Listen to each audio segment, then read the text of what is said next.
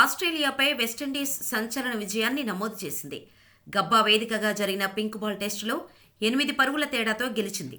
దాదాపు 30 ఏళ్ల తర్వాత ఆస్ట్రేలియా గడ్డపై వెస్టిండీస్కు ఇదే తొలి టెస్టు విజయం. మ్యాచ్ ఆద్యంతం హోరాహోరీగా సాగింది.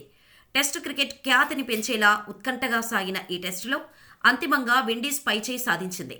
బొటనవేలు విరిగినా తిరిగి మైదానంలోకి అడుగుపెట్టిన షామర్ జోసెఫ్ అద్భుత ప్రదర్శన చేశాడు.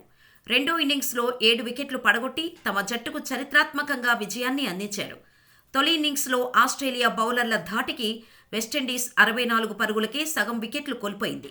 కానీ ఆ తర్వాత వెస్టిండీస్ బ్యాటర్లు గొప్ప పోరాట పటిమ చూపించి 311 పరుగులు చేశారు. అనంతరం ఆస్ట్రేలియా కూడా తక్కువ స్కోరుకే 5 వికెట్లు కోల్పోయింది. కానీ కష్టాల్లో నిలిచిన Aussies Usman Khawaja, Alex Carey ఆదుకున్నారు. అయితే ఆసీస్ సాహసోపేత నిర్ణయం తీసుకుంది.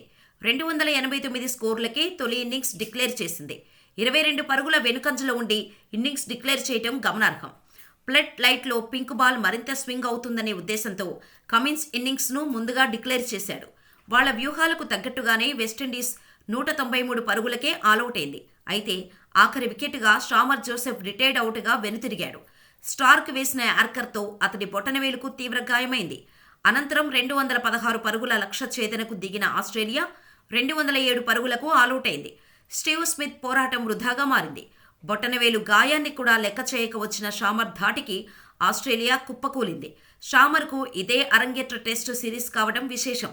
అయితే ఆసీస్ గడ్డపై 27 ఏళ్ల తర్వాత విండీస్కు మొదటి విజయం ఇది. దాంతో కామెంటరీ బాక్స్లో ఉన్న వెస్టిండీస్ దిగ్గజం లారా ఎమోషనల్ అయ్యాడు. విజయానంతరం భావోద్వేగానికి గురై కన్నీళ్లు పెట్టుకున్నాడు.